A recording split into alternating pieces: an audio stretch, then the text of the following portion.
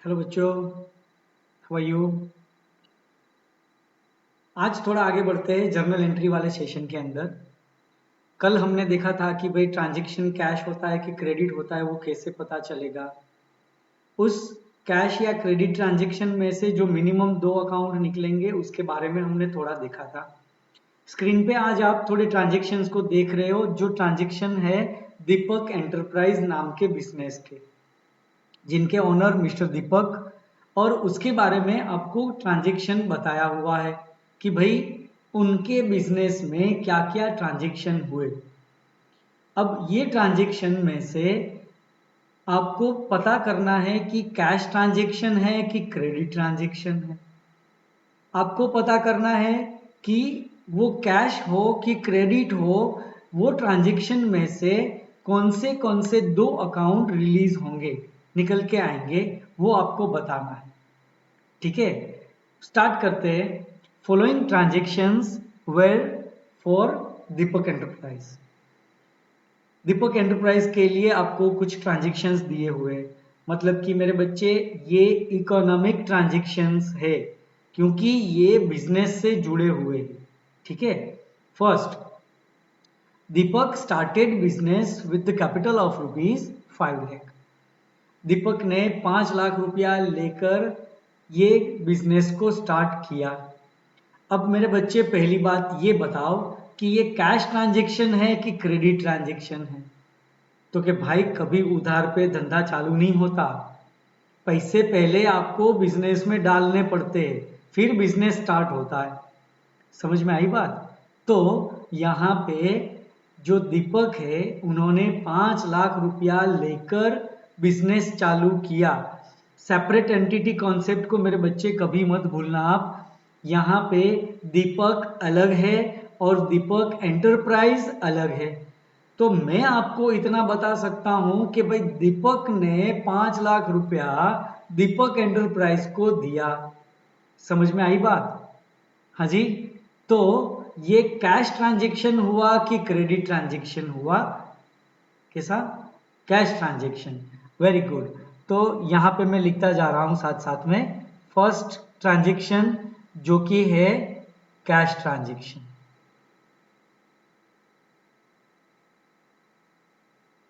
ठीक है, ये कैश ट्रांजैक्शन है। अब उसमें से दो अकाउंट को हमें रिलीज करना है। पहला अकाउंट कौन सा होगा?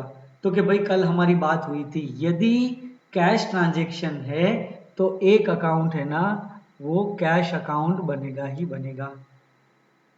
ठीक है, और दूसरा क्या पूछना था कि ये पैसे कहां से आए? मालूम नहीं है। किसने दिए? दीपक ने। दीपक कौन है? Owner of the business.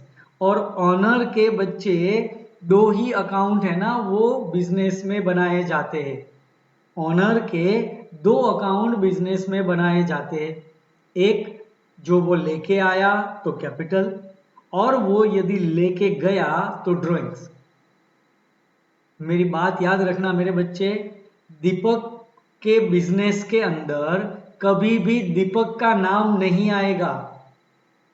समझ में आई बात। ओनर का नाम कभी भी, ओनर का अकाउंट कभी भी बिजनेस के अंदर नहीं बनेगा। ओनर के दो अकाउंट बनेंगे। कौन से? एक कैपिटल अकाउंट और दूसरा ड्राइंग्स का अकाउंट। कैपिटल अकाउंट है ना, वो जब वो कैपिटल लेके आता है ओनर तब बनता है, और यदि वो कैपिटल अमाउंट लेके जा रहा है तो उसे ड्राइंग्स बोला जाएगा। मतलब कि ओनर के नाम का अकाउंट बिजनेस में कभी नहीं होता। ओनर के दो अकाउंट होते, एक कैपिटल अकाउंट, दूसरा ड्राइंग्स का अकाउंट। Is that clear? तो अब यहां पे आप मुझे बताइए कि दीपक है जो कि ओनर है, वो 5 लाख रुपीज लेके आ रहा है, क्यों?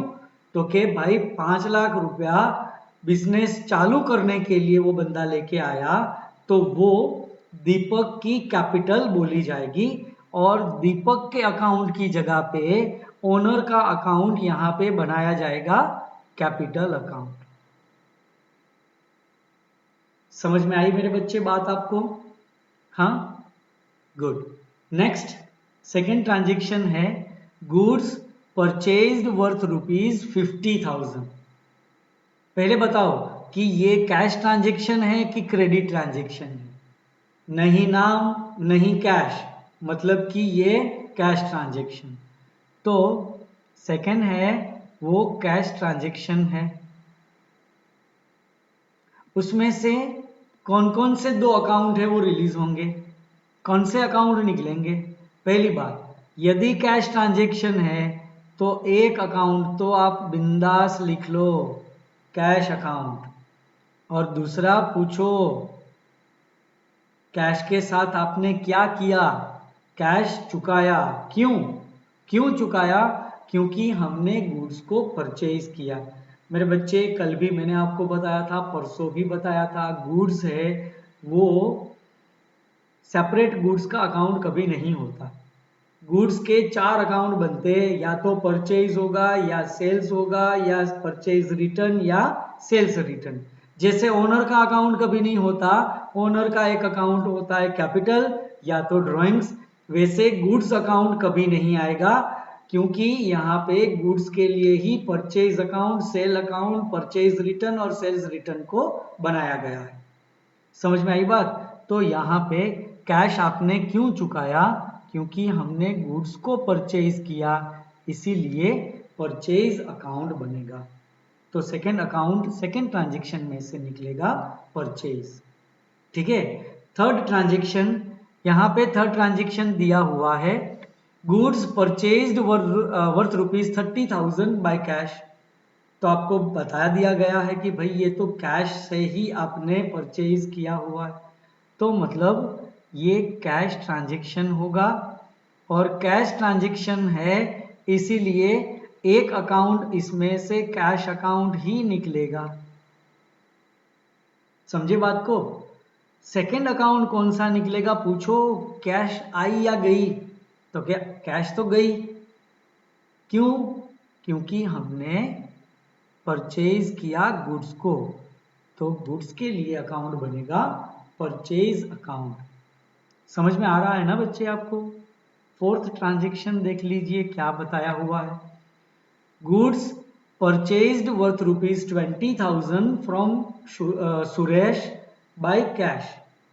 सुरेश के पास से, लेकिन कैश में नाम आया बट बाय कैश लिखा हुआ है, तो नाम का अब कोई मीनिंग नहीं रहता, इसीलिए ये भी कैश ट्रांजेक्शन है।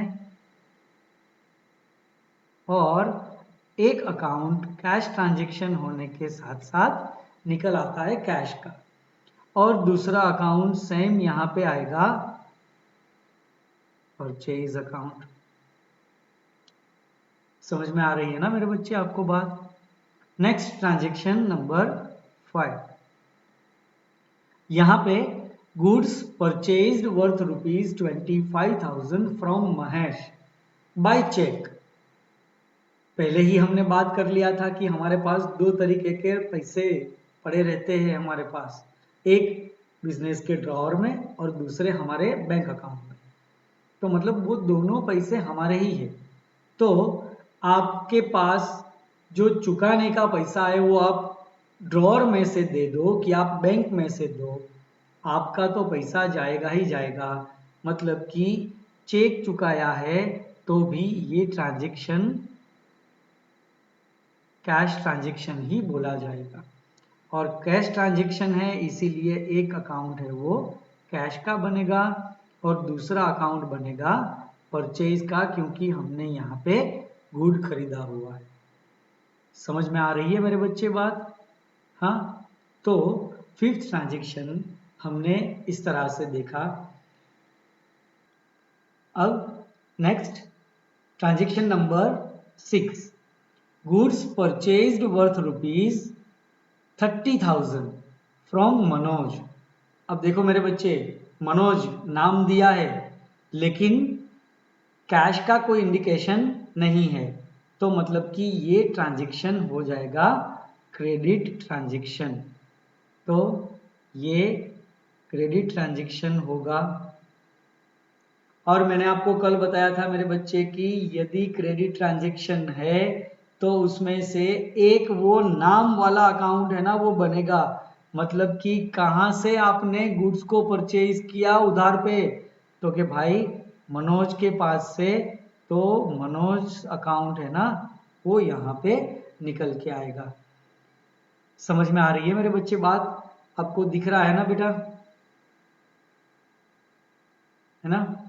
तो एक अकाउंट निकलेगा मनोज का और दूसरा अकाउंट बनेगा, क्या किया मनोज के साथ आपने, परचेज किया हमने उसके पास से, है ना? तो वो परचेज वाला एक्शन तो सेम रहेगा और दूसरा अकाउंट बनेगा परचेज अकाउंट। समझ में आई बात? हाँ। Next, transaction number 7, goods sold for ₹25,000। कुछ नहीं बताया हुआ है, कैश ट्रांजेक्शन है, ना ही नाम दिया है।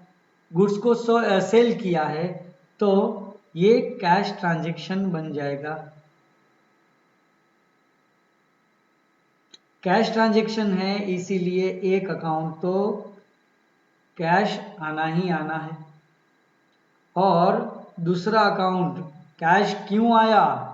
क्योंकि हमने गुड्स को सेल किया, तो यहाँ पे सेल अकाउंट आएगा। गुड्स का अकाउंट है क्योंकि गुड्स के साथ आप 4 प्रोसीजर कर सकते हो, गुड्स को परचेज करो या गुड्स को सेल करो, परचेज किया हुआ रिटर्न करो या सेल किया हुआ रिटर्न आए। मतलब कि मेरे बच्चे गुड्स के 4 अकाउंट होते हैं, याद रखना, ठीक है? Next transaction, transaction number 8, goods sold to Ramesh worth ₹1 lakh। Ramesh को गुड्स सेल किया, रमेश का नाम आया ट्रांजेक्शन में लेकिन कैश नहीं दिया गया है। समझ में आ रही है ना बात? तो ये ट्रांजेक्शन हो जाएगा क्रेडिट ट्रांजेक्शन। और यदि क्रेडिट ट्रांजेक्शन है तो एक अकाउंट है ना वो नाम वाले भाई साहब का बनेगा रमेश अकाउंट। और दूसरा, क्या एक्शन लिया आपने रमेश के साथ, क्या हुआ ट्रांजेक्शन रमेश के साथ, तो कि भाई रमेश के पास से रमेश को हमने गुड्स सेल किया। समझ में आ रही है ना बात बेटे? हाँ। So next question number, transaction number 9, machinery purchase for ₹60,000। Machinery को परचेज किया कितने में? 60,000 में। कहाँ से परचेज किया कुछ नहीं बताया है, मतलब कि वेंडर का नाम नहीं दिया हुआ है और किसी तरीके से कैश कुछ लिखा भी नहीं है। नाम नहीं है मतलब कि वो कंफर्म कैश ट्रांजेक्शन है, क्योंकि बिना नाम के कभी क्रेडिट ट्रांजेक्शन नहीं हो सकता। समझ में आई बात? तो ये जो मशीनरी परचेज की वो हमारे लिए परचेज मशीनरी का कैश परचेज होगा। समझ में आ रही है बात? लेकिन परचेज अकाउंट में नहीं लिखेंगे, क्यों? क्योंकि मशीनरी जो है वो हमारे लिए एसेट्स है, हमने बेचने के लिए नहीं खरीदा। यदि बेचने के लिए खरीदा होता तो वहां पे मशीनरी नहीं लिखते, वहां पे गुड्स लिखते। समझ में आई बात आपको? तो इस तरह से ट्रांजेक्शन नंबर 9 के अंदर ये ट्रांजेक्शन कैश ट्रांजेक्शन है। और उसमें से एक अकाउंट निकलेगा जो होगा कैश अकाउंट, क्योंकि आपको पता है बच्चे, मैंने आपको कितनी बार बताया कि यदि कैश ट्रांजेक्शन है तो कैश अकाउंट ही होगा, एक अकाउंट तो कैश अकाउंट ही होगा। दूसरा, कैश आपने क्यों चुकाया भाई? क्योंकि हमने मशीनरी को परचेज किया।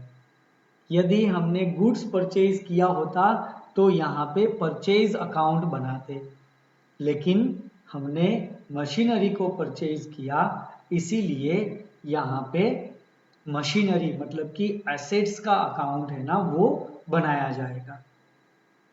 बात समझ रहे हो ना?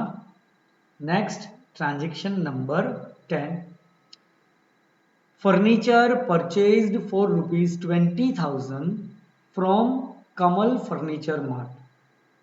कमल फर्नीचर मार्ट में से आपने 20,000 का फर्नीचर परचेज किया। कैश ट्रांजैक्शन है कि बच्चे क्रेडिट ट्रांजैक्शन है? तो आप अब तो जल्दी से ही बता सकते हो, क्योंकि कमल फर्नीचर मार्ट भी एक व्यक्ति है, एक पर्सन है, और बिना नाम वाला कभी क्रेडिट ट्रांजैक्शन हो नहीं सकता। नाम के साथ यहाँ पे किसी कैश के बारे में कोई इंडिकेशन नहीं दिया हुआ है, इसीलिए ये ट्रांजैक्शन क्रेडिट ट्रांजैक्शन है। तो 10th के अंदर क्रेडिट ट्रांजैक्शन। अब क्रेडिट ट्रांजैक्शन है तो एक अकाउंट बनेगा, वो नाम वाले भाई साहब का अकाउंट, मतलब कि कमल फर्नीचर मार्ट का अकाउंट। और दूसरा अकाउंट क्या हुआ कमल फर्नीचर वाले के साथ? तो कि भाई हमने फर्नीचर परचेज किया लेकिन पैसा नहीं दिया, है ना? क्या परचेज किया? फर्नीचर। परचेज अकाउंट लिखूं? कभी नहीं, क्योंकि वो एसेट्स है। हमने बेचने के लिए फर्नीचर नहीं लिया है, हमने यूज करने के लिए फर्नीचर लिया है। अभी भी मेरे बच्चे आपको बता देता हूं कि आपको शायद ऐसा कंफ्यूजन हो कि सर हमें कैसे पता चला कि ये भाई साहब ने फर्नीचर बेचने के लिए नहीं लिया। यदि दीपक एंटरप्राइज जो है वो फर्नीचर की शॉप होती तो हमें कैसे पता चलता? वहां पे तो नाम लिखा नहीं है कुछ। क्या आप दीपक बिजनेस कर रहे हैं उसके बारे में भी नहीं बताया है, तो हमें बच्चे कैसे पता चलेगा कि ये फर्नीचर उन्होंने बेचने के लिए नहीं मंगाया? बेटा यदि बेचने के लिए मंगाया होता तो वहां पे गुड्स लिखा होता। समझ में आई मेरी बात? यहाँ पे फर्नीचर लिखा है, मतलब कि उन्होंने ये फर्नीचर यूज करने के लिए मंगाया हुआ। समझे बात को? इसीलिए एक एसेट्स का अकाउंट बनेगा furniture account.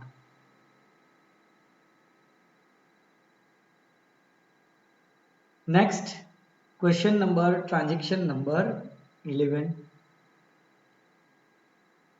₹50,000 received from Ramesh. Ramesh के पास से 10,000 रुपया आया। अब रिसीव्ड इसका मतलब क्या हुआ? कैश इंडिकेशन हुआ बेटा। रमेश के पास से पैसा आया मतलब कि ये कैश आया। उधार पे तो कोई पैसा भेज नहीं सकता ना। रिसीव्ड, पेड, बाय कैश, ये जो वर्ड है ना वो इंडिकेशन देते हैं कि ये कैश ट्रांजैक्शन है। तो 11th वाला ट्रांजैक्शन भी कैश ट्रांजैक्शन है।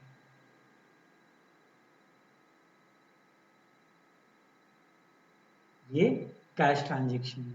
यदि कैश ट्रांजैक्शन है तो एक अकाउंट उसमें से कैश अकाउंट ही निकलेगा।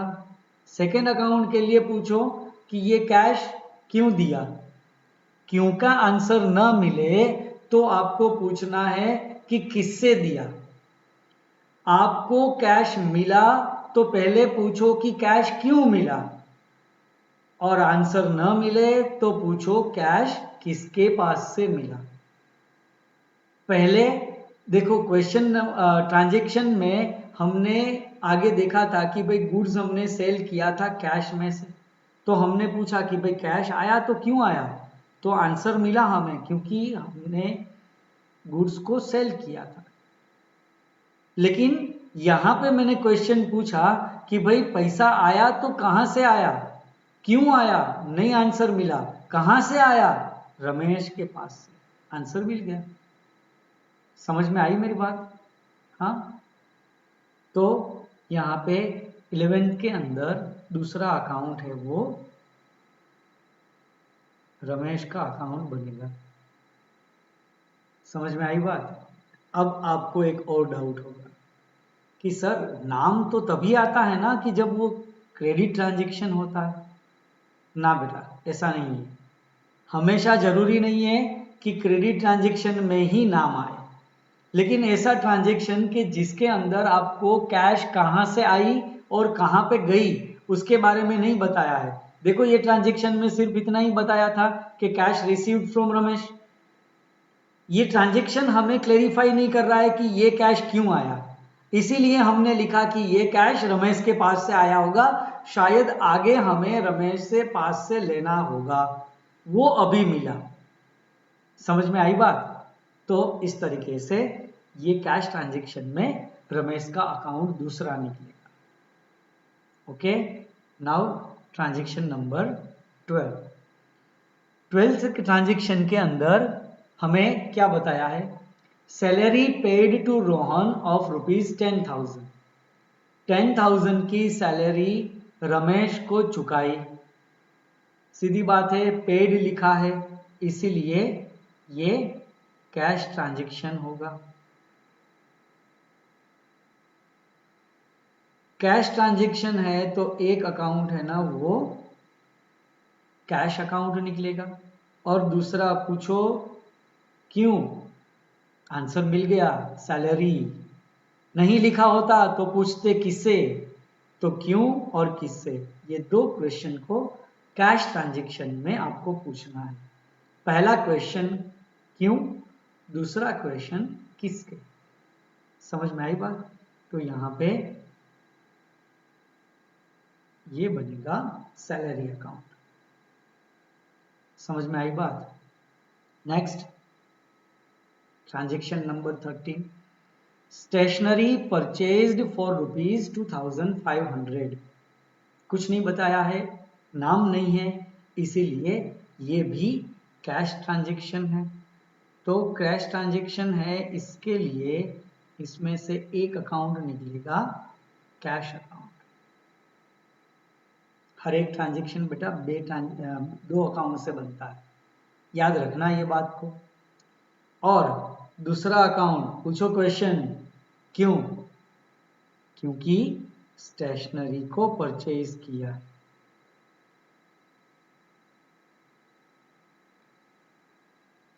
समझ में आई मेरे बच्चे बात? पहले दिन मैंने आपको गुड्स परचेज, एसेट्स परचेज और एक्सपेंस चुकाने के बीच का जो तफावत था, जो डिफरेंशिएट था ना, वो आपको मैंने बताया था, वो हमेशा याद रखना। ठीक है। Next transaction number 14। Paid wages ₹5,000। 5,000 rupees की वेजिस को पेड किया। पेड खुद ही दिखा रहा है कि ये कैश ट्रांजैक्शन है, और उसमें एक अकाउंट आएगा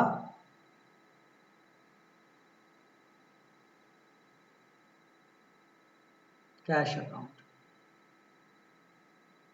और दूसरा अकाउंट आएगा क्यों, क्योंकि वेजिस को पेड किया, तो पे वेजिस अकाउंट। वेजिस मतलब क्या बच्चे पता है आपको? मजदूरी। सैलरी जो कि सैलराइड पर्सन होता है, जो आपका एम्प्लॉय होता है, उनको चुकाया जाता है। आमतौर पे वो मंथली या एनुअली चुकाया जाता है। और वेजिस है ना, वो अपने मजदूर मतलब कि लेबर लोगों को चुकाया जाता है, जो कि डेली बेसिस पे होता है। समझ में आई बात? तो वेजिस मतलब मजदूर लोगों को चुकाया जाने वाला अमाउंट, और सैलरी मतलब कि हमारे एम्प्लॉयज को चुकाया जाने वाला अमाउंट। समझ में आई बात? Next transaction number 15। ₹30,000 paid to Manoj. Manoj को पे किया। पेड लिखा है मतलब कि ये कैश ट्रांजैक्शन है। हमें पता चल गया भाई कि ये कैश ट्रांजैक्शन है, पेड आया इसीलिए। कैश ट्रांजैक्शन है तो एक अकाउंट इसमें कैश अकाउंट ही होगा। और दूसरा, पहले पूछो क्यों, क्यों चुकाया? कुछ लिखा नहीं है ट्रांजैक्शन में, तो कि भाई कुछ आगे का होगा मनोज के साथ, है ना? तो यहां पे मनोज अकाउंट आएगा। किससे चुकाया। पहले पूछो क्यों चुकाया। देखो स्टेशनरी परचेज किया, कैश ट्रांजेक्शन था, आपने पूछा क्यों चुकाया, तो आंसर आया स्टेशनरी को चुकाया। ठीक है, स्टेशनरी के लिए चुकाया।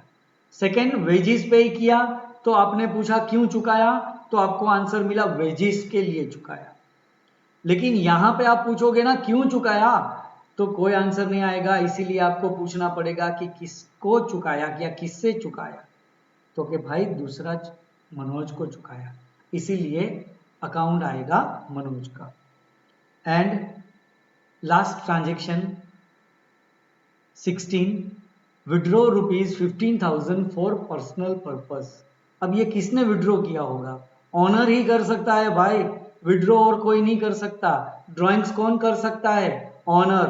ड्राइंग्स किसका अकाउंट होता है, ऑनर का। ऑनर का खुद के नाम का कभी अकाउंट बिजनेस में नहीं होता।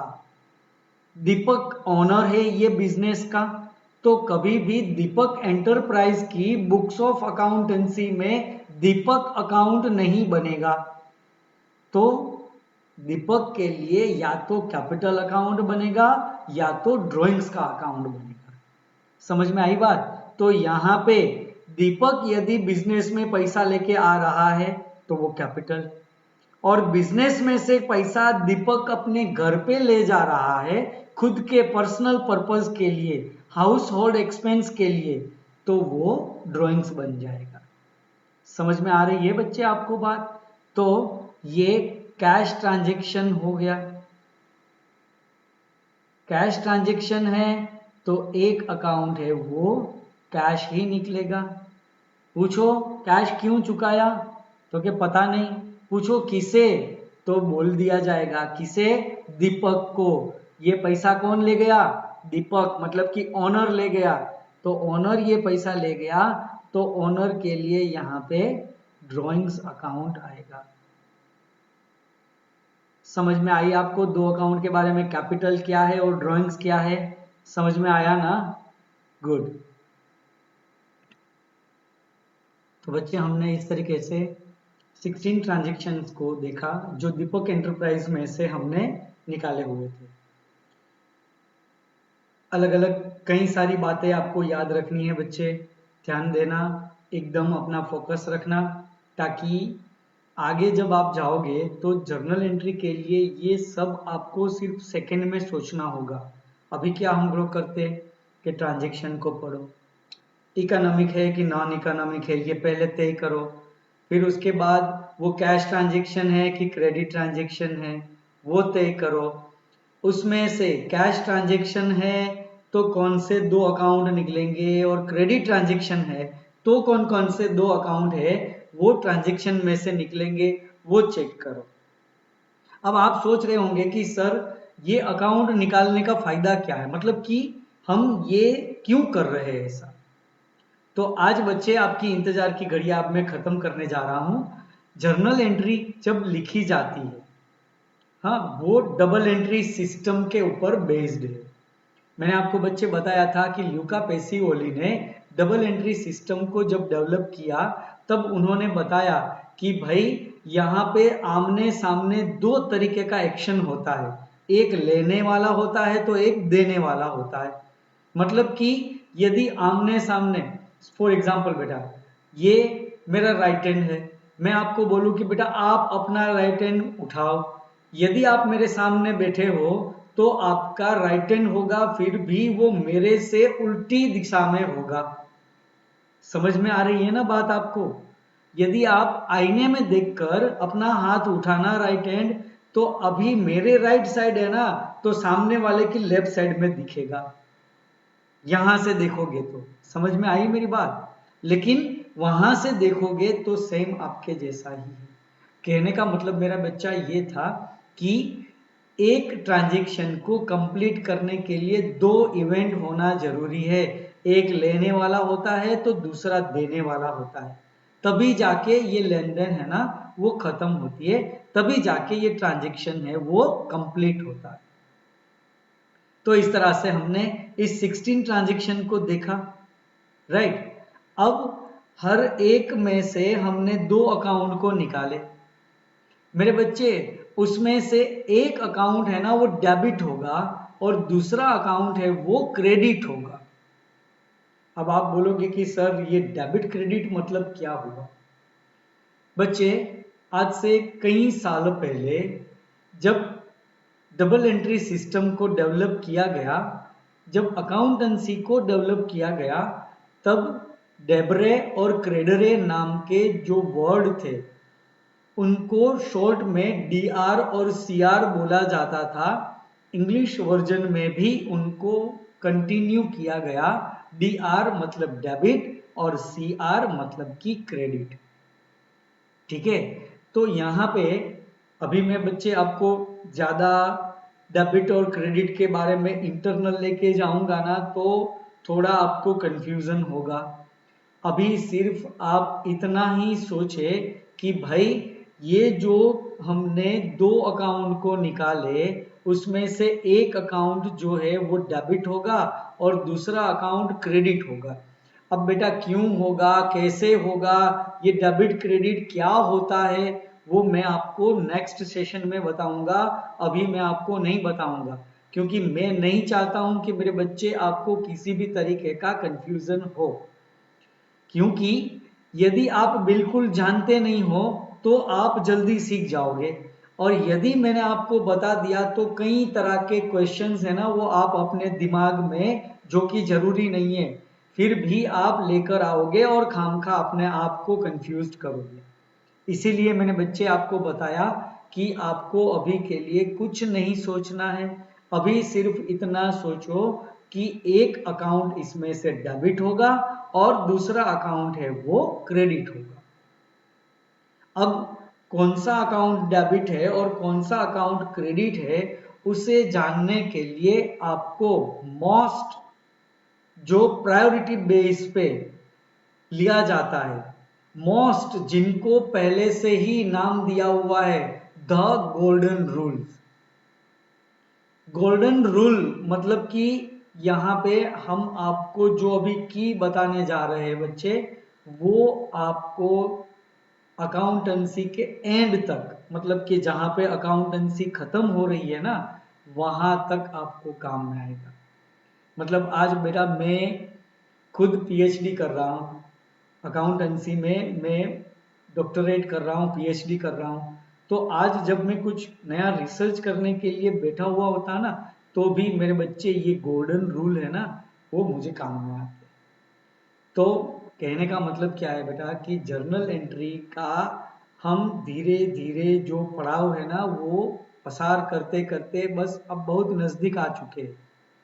ठीक है, तो अब तक जो कंसंट्रेशन आपने कंटिन्यू रखा था वही वैसा ही कंसंट्रेशन है ना आप अभी कंटिन्यू करना, आपको सब कुछ समझ में आ जाएगा, ये मेरी प्रॉमिस है। ठीक है, तो स्टार्ट करते हैं।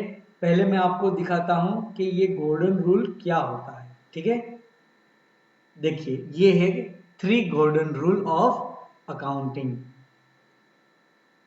पहली बात, ये जो आपने यहाँ पे अलग अलग अकाउंट को निकाला ना मेरे बच्चे, आपको दिख रहा है ये जो अलग अलग अकाउंट को आपने निकाला, तो ये अलग अलग अकाउंट, यहाँ पे कैश अकाउंट आया, ये कैपिटल आया, परचेज आया, है ना, ये अलग अलग। आगे जाके हमने देखा था मनोज का अकाउंट, रमेश का अकाउंट, सुरेश का अकाउंट, एम ऐसे ही बैंक का अकाउंट बनेगा, वैसे ही सेल्स का अकाउंट बनेगा, सैलरी का अकाउंट बनेगा, स्टेशनरी का अकाउंट बनेगा, कैपिटल का और ड्राइंग्स का अकाउंट बनेगा।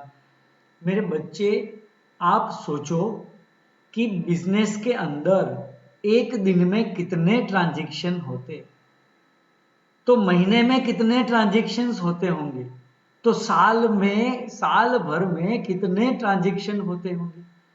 हर एक ट्रांजैक्शन में से बेटा मिनिमम 2 अकाउंट तो निकलना ही निकलना है ना।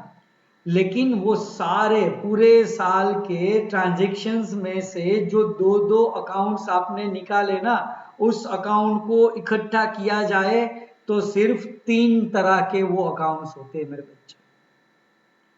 स्क्रीन पे देखिए आप, 3 तरह के अकाउंट होते हैं। या तो वो अकाउंट रियल अकाउंट होता है, या तो वो अकाउंट पर्सनल अकाउंट होता है और या तो वो नॉमिनल अकाउंट होता है। मतलब कि बच्चे ये हजारों ट्रांजैक्शंस में से जो हजारों अकाउंट्स निकलते हैं, वो हजारों अकाउंट को यदि सेपरेट किया जाए तो वो सिर्फ और सिर्फ 3 टाइप्स में डिवाइड हो जाते हैं।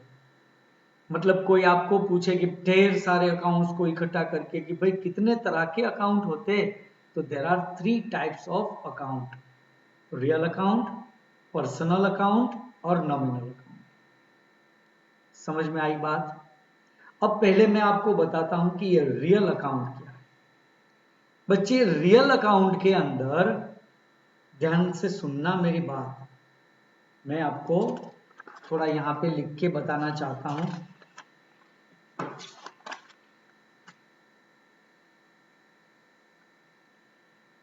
रियल अकाउंट के अंदर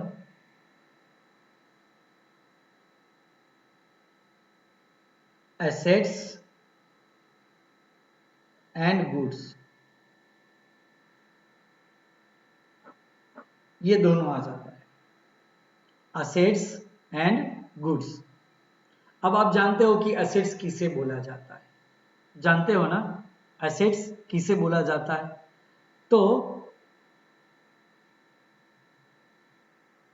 तो अभी तक के सेशन में जो मैंने आपको बताया कि भाई एसेट्स मतलब क्या, तो कि भाई आप कुछ परचेज करते हो खुद के उपयोग के लिए, उसे एसेट्स बोला जाता है ना। और भी कई सारी डिटेल आएगी धीरे धीरे, जैसे जैसे रिक्वायरमेंट होती जाएगी वैसे वैसे मैं आपको डिस्क्राइब करता जाऊंगा, ठीक है। गुड्स, तो गुड्स के लिए आपको पता है कि 4 अकाउंट होते हैं, purchase, sales, purchase return, sales return. Goods के ये 4 अकाउंट होते हैं, मतलब कि ये 4 प्लस असेट्स के अकाउंट, ये जितने हैं वो सारे के सारे रियल अकाउंट बोले जाते हैं। कौन से टाइप में आते हैं? ये रियल अकाउंट में। फिर आया पर्सनल अकाउंट। तो पर्सनल अकाउंट को समझने के लिए मेरे बच्चे आपको सिर्फ इतना ही याद रखना है, पर्सनल जिसमें नेम मतलब कि नाम वाला बंदा, राइट, नाम वाला मतलब कि अमित, सुमित, किसे भी ले लो, कोई भी पर्सन, कोई भी व्यक्ति, राइट। दूसरा लीगल नेम, लीगल नेम मतलब क्या हुआ बच्चे कि यहाँ पे बिजनेस मतलब कि bank of Baroda, Reliance industries, या फिर पार्ले कंपनी, या फिर आप कृष्णा स्टेशनरी, किसी भी ले लो, कोई भी बुक स्टोर, कोई भी बिजनेस, कोई भी शॉप, किसी को भी ले लो जो अपने नाम से जाने जाते हैं। मतलब यहाँ पे लीगल हो या प्रैक्टिकल हो, नाम ही आएगा। नाम वाला हर कोई अकाउंट है ना, वो पर्सनल अकाउंट में आ जाएगा। जिसका नाम है वो पर्सनल अकाउंट में आ जाएगा। And last finally nominal account. तो नॉमिनल अकाउंट में क्या आता है? एक्सपेंस, एक्सपेंसीज एंड इनकम, ये दो ही चीज आती है, एक्सपेंस एंड इनकम। एक्सपेंस मतलब क्या बच्चे कि आप शॉर्ट टाइम के लिए कुछ पैसा चुकाते हो और वो आपके लिए कुछ काम में आता है, लेकिन वो रूटीन होता है, पीरियोडिक सेशन में चलता है, थोड़ी थोड़ी देर बाद उनको वापस पैसा चुकाना पड़ता है, जिसे एक्सपेंस बोला जाता है। सेम इनकम भी आपको मिलती रहती है, बार बार मिलती रहती है, ऐसा नहीं कि आज मिला और सालों तक कुछ नहीं मिले। समझ में आ रही है मेरी बात? तो यहाँ पे 3 types of account, real account जिसमें assets and goods, personal account जिसमें नाम वाले हर बंदे, हर लोग, हर बिजनेस, नॉमिनल अकाउंट मतलब कि एक्सपेंस एंड इनकम। उनके अकाउंट, वो सारा है ना, ये तीनों में हर तरह के अकाउंट्स आ जाते हैं। तो इसका मतलब ये हुआ बच्चे कि जितने भी अकाउंट्स होते हैं ना, जितने भी अकाउंट्स होते हैं, तो उसमें या तो वो एसेट्स का अकाउंट होता है या वो गुड्स का अकाउंट होता है, या तो वो किसी नाम वाले बंदे का अकाउंट होता है, या वो एक्सपेंस का अकाउंट होता है, या वो इनकम का अकाउंट होता है। मतलब कि इतने अकाउंट में सारे के सारे अकाउंट आ जाते हैं। एसेट्स और गुड्स दोनों हैं वो रियल में आते हैं। नाम वाले जितने भी अकाउंट है वो पर्सनल में आते हैं, और एक्सपेंस और इनकम जो है वो नॉमिनल अकाउंट में आते हैं। बाइफर्केशन पता चला आपको? कौन सा अकाउंट क्या है वो आपको पहले तो समझना पड़ेगा, ठीक है? समझ में आई ना बात आपको? हाँ, अब इसका रूल है, देखिए स्क्रीन के ऊपर आप। रूल क्या बताया बच्चे? रियल अकाउंट के लिए, ये जो रियल अकाउंट है, यहां पे मेरा कर्सर आप देखिए, ये जो रियल अकाउंट है ना, तो वो रियल अकाउंट के लिए debit what comes in and credit what goes out. यदि वो रियल अकाउंट के टाइप का अकाउंट है तो आपको सिर्फ इतना ही पूछना है कि आ रहा है कि जा रहा है। यदि वो आ रहा है तो डेबिट करो, यदि वो जा रहा है तो क्रेडिट करो, पहली बात। दूसरा, personal account. Personal account debit the receiver and credit to the giver.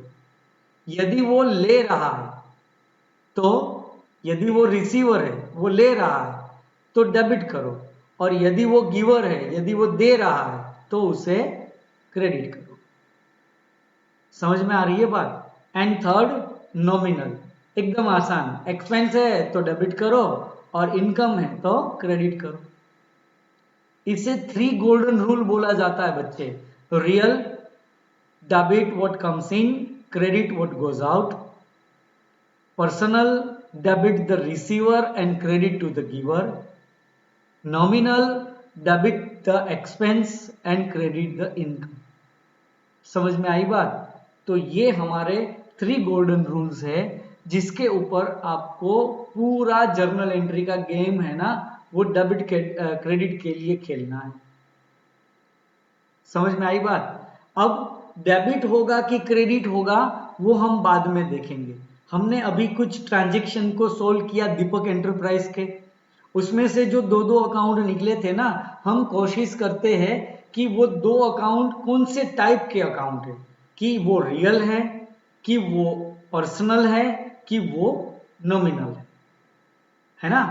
चलो देखते हैं। तो ये स्क्रीन पे देखिए आप, आपको यहाँ पे जो हमने वो ट्रांजेक्शन्स दीपक एंटरप्राइज के सोल्व किए थे ना, वो ट्रांजेक्शन्स के अकाउंट दिख रहे हैं, राइट? पहला ट्रांजेक्शन्स जो था उसमें 2 अकाउंट बाहर निकल के आए थे, एक कैपिटल अकाउंट और एक कैश अकाउंट। अब मुझे एक बात बताइए कि हमने क्या सीखा अभी? तो कि भाई 3 तरह के account. First, real account. Real account में क्या आता है? तो कि भाई रियल के अंदर assets and goods. Second, personal. Personal account के अंदर नेम वाला हर बंदा या फिर पर्सन। एंड थर्ड, नॉमिनल, जिसके अंदर या तो एक्सपेंस होगा और या तो इनकम होगा, राइट? अब हमारा पहला अकाउंट कैश अकाउंट, ठीक है? अब ये कैश अकाउंट है ना, वो इन तीनों में से किस में आएगा वो आप सोचो। पहली बार है, मैं आपको बता देता हूं, कि बच्चे जो कैश है ना वो एसेट्स है। आज मेरे पास जितनी भी कैश है ना वो मेरी एसेट्स होगी। एसेट्स बच्चे दो तरह की होती है, ध्यान से सुनना। अभी इस बात के लिए थोड़ा टाइम है, लेकिन फिर भी मैं आपको डिस्क्रिप्शन दे देता हूं। एसेट्स दो तरह की होती है, नॉन करंट एसेट्स और करंट एसेट्स, मतलब कि लॉन्ग टर्म एसेट्स और short term assets. Long term assets मतलब क्या कि एक बार आपने परचेज कर लिया तो उसकी बैलेंस में कुछ चेंज नहीं होने वाला, रोज बरोज के ट्रांजैक्शन में वो चेंज नहीं होने वाला, तो वो लॉन्ग टर्म एसेट्स, मतलब कि building, plant and machinery, furniture, वो सब हमारे लिए लॉन्ग टर्म एसेट्स है, मतलब कि non current assets. Current assets मतलब क्या, तो कि भाई जो रोज बरोज के ट्रांजैक्शन करने से वो चेंज हो जाती है, मतलब कि यदि आपने गुड्स बेचा, कैश आया तो कैश बैलेंस चेंज हो जाएगी। यदि आपने परचेज किया, कैश चुकाया, तो आपकी कैश बैलेंस चेंज हो जाएगी। फिर स्टॉक, तो जो स्टॉक होता है आपका गोडाउन में पड़ा होता है, तो वो परचेज करोगे तो स्टॉक चेंज हो जाएगा, सेल करोगे तो स्टॉक चेंज हो जाएगा। तो जो पड़ा हुआ स्टॉक है ना वो भी हमारी करंट एसेट्स है। इस तरह से कई सारी एसेट्स है जो कि करंट में आती है, लेकिन वो थोड़ी टाइम के बाद मैं आपको वापस एकदम डीप में सही तरीके से बताऊंगा। अभी के लिए हमें इतनी जरूरत थी कि कैश है वो हमारी एसेट्स है। समझ में आई बात? कैश क्या है? एसेट्स है। मतलब कि ये जो कैश अकाउंट है वो एसेट्स है, इसीलिए किस में आएगा? रियल में आएगा। मतलब कि ये जो कैश अकाउंट है वो रियल अकाउंट है। कौन सा है? Real account. तो ये रियल अकाउंट है, ठीक है। बात आई कैपिटल अकाउंट की, तो कैपिटल रियल, मतलब कि कैपिटल हमारी एसेट्स है? नहीं है। कैपिटल गुड्स है? नहीं है। लेकिन कैपिटल है ना वो किसी नाम वाले बंदे का अकाउंट है। किसका है? ओनर का अकाउंट है मेरे बच्चे। कैपिटल है वो ओनर का अकाउंट है, इसीलिए ये जो कैपिटल है वो पर्सनल अकाउंट बनेगा। समझ में आ रही है आपको बात बच्चे? उसके बाद कैश ट्रांजैक्शन, वापस कैश अकाउंट आया सेकंड ट्रांजैक्शन में ही, तो कि भाई कैश है ना वो रियल अकाउंट है। और परचेज, परचेज किसका परचेज होता है? गुड्स का, तो ये गुड्स का अकाउंट है, मतलब कि ये भी रियल अकाउंट है। देन कैश ट्रांजैक्शन था जिसमें कैश, कैश मतलब कि रियल अकाउंट, परचेज मतलब कि भी real account. Then cash account मतलब कि रियल अकाउंट, परचेज मतलब कि भी real account. Cash real account, purchase real account. Next transaction में मनोज अकाउंट, मनोज मतलब कि नाम आया, तो ये बन गया पर्सनल अकाउंट। परचेज मतलब कि रियल अकाउंट, ठीक है। नेक्स्ट कैश मतलब कि रियल अकाउंट। सेल गुड्स का होता है, किसका होता है? सेल गुड्स का, तो इसीलिए सेल गुड्स का क्या हो गया? रियल, ठीक है। फिर क्रेडिट ट्रांजैक्शन रमेश, रमेश मतलब कि नाम आया, तो नाम वाला पर्सनल अकाउंट। और सेल गुड्स का मतलब कि रियल अकाउंट।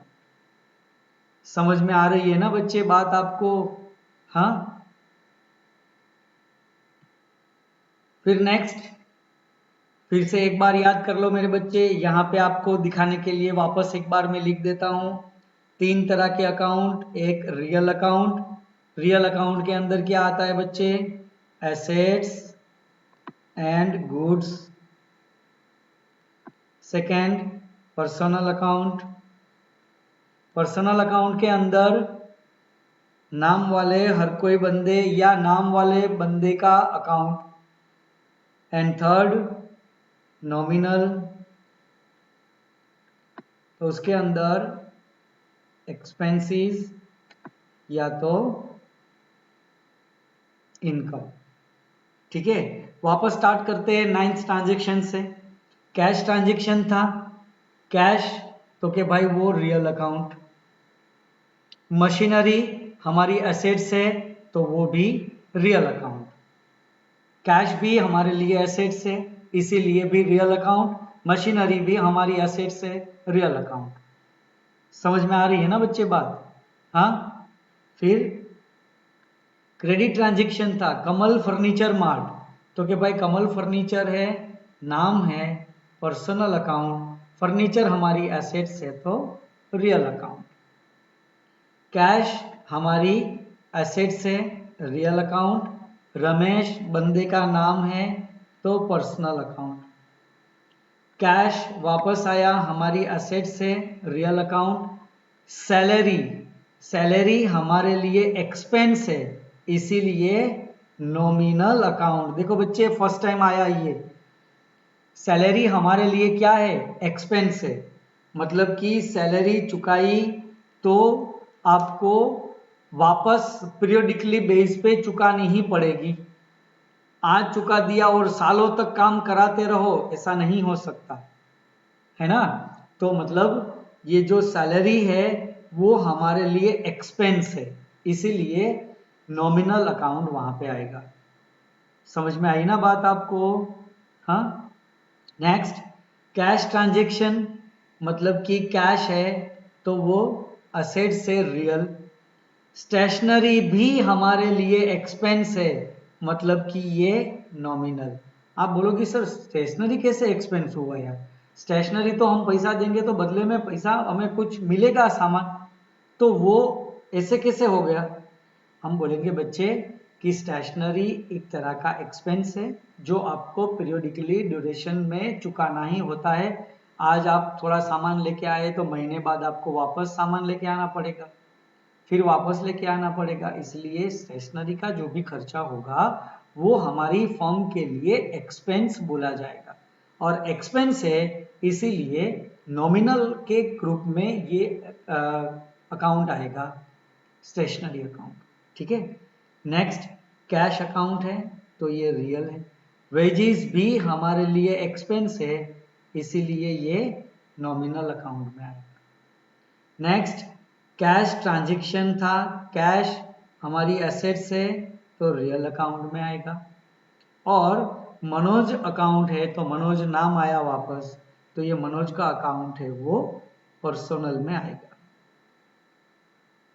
लास्ट ट्रांजैक्शन था जो कि कैश ट्रांजैक्शन, कैश रियल हमारी एसेट्स है, और ड्राइंग्स ओनर का अकाउंट है, ओनर एक व्यक्ति है इसीलिए नाम वाले अकाउंट को पर्सनल में जाएगा। तो इसी तरीके से मेरे बच्चे हमने हर अकाउंट में से हर ट्रांजैक्शन में से 2 अकाउंट को उसमें से सेपरेट किया, और वो 2 अकाउंट को डेबिट और क्रेडिट करने के लिए 3 गोल्डन रूल को हमने सीखा। रियल अकाउंट का debit what comes in, credit what goes out, nominal account का expense debit and income credit, personal account का debit the receiver and credit to the giver. तो ये हमारे गोल्डन रूल थे जो हम नेक्स्ट लेक्चर में इसी अकाउंट्स के ऊपर अप्लाई करेंगे, और फिर उसमें इन डीप चलते जाएंगे, नए ट्रांजेक्शन्स को लेते जाएंगे, और डीपली आज जैसे मैंने आपको बताया कि एसेट्स सिर्फ छोटा सा मैंने आपको उसका डिस्क्रिप्शन दिया, अभी आपको उसके बारे में बहुत सारा नॉलेज है वो लेना बाकी है। Intangible assets, tangible assets, current assets, non current assets, तो इसके बारे में आपको अभी बहुत फिक्टिशियस एसेट्स होगा, तो काफ़ी कुछ अभी सीखना है मेरे बच्चे, स्टार्टिंग लेवल है, इसीलिए मैं जितनी आपको रिक्वायरमेंट होती जाएगी उतना उतना देता जाऊंगा। आपको यदि कुछ भी प्रॉब्लम हो रहा हो, कुछ भी समझ में नहीं आ रहा हो, तो आप मुझे फ्रिक्वेंटली पूछ सकते हो। मेरा मोबाइल नंबर आपके पास है 9726932200 पे आप कॉल करके मुझे पूछ सकते हो। मेरे व्हाट्सएप पे भी आप मुझे क्वेरी पूछ सकते हो, मैं आपको सॉल्यूशन भेज दूंगा। तो इस तरीके से आज के सेशन में आपको बताया गया ये गोल्डन रूल के बारे में। फिर से एक बार मैं पूरा आपको बता देता हूँ। ये जो गोल्डन रूल आप देखे, वो गोल्डन रूल है ना, आपके आने वाले समय में काफ़ी जरूरी होंगे।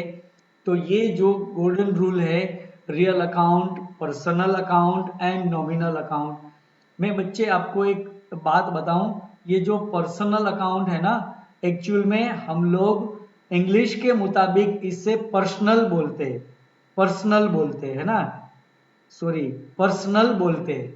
लेकिन अकाउंटिंग लैंग्वेज में मेरे बच्चे इसको पर्सनल बोला जाता है, पर्सनल। तो पर्सनल का पर्सनल एंड पर्सनल समझ में आ रही है ना बात।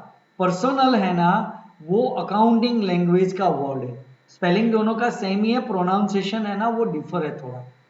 Real account, personal account and nominal account. Real account का rule debit what comes in, credit what goes out. Personal account का रूल था debit the receiver and credit to the giver. Nominal account का rule था debit expense and credit income. अभी इसमें जो loss और gain लिखा है ना, वो वर्ड को भी मैं आगे जाके समझाऊंगा जब मैं प्रैक्टिकल ट्रांजैक्शन में इसे लेके आऊंगा तब।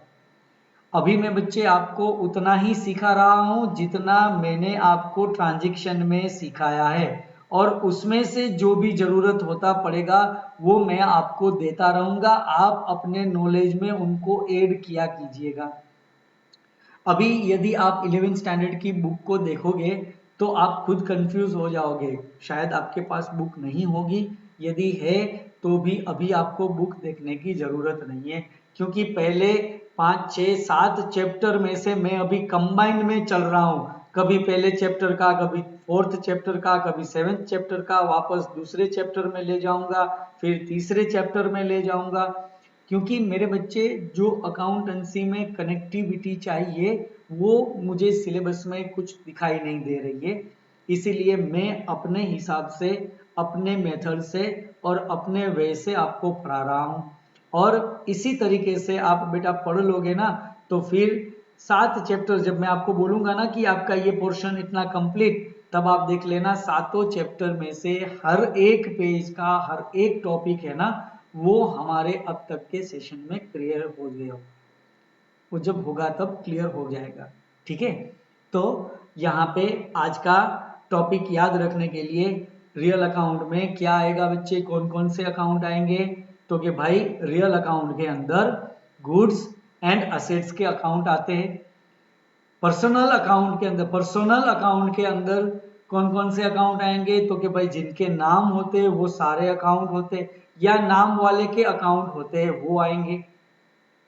तीसरा नॉमिनल अकाउंट, जिसमें यदि वो एक्सपेंस है तो आएगा, और यदि वो लॉस है तो वो आएगा। मतलब असेट्स गुड्स रियल में, नाम वाले बंदे पर्सनल में, और एक्सपेंस और इनकम है वो नॉमिनल में। और इस तरह से हम अकाउंट को इन 3 टाइप में बाइफरगेट करेंगे, और फिर इसके ऊपर से हम पता लगाएंगे कि ये अकाउंट डेबिट होगा कि क्रेडिट होगा इस रूल को अप्लाई करने के बाद। तो वो हमारे नेक्स्ट लेक्चर में, हमारे कल के लेक्चर में ये टॉपिक हम आगे बढ़ाएंगे। अब ये जो आज का आपने 16 ट्रांजैक्शन को देखा, उसे कैश ट्रांजैक्शन है कि क्रेडिट ट्रांजैक्शन है, उसमें हमने बाइफरगेट किया।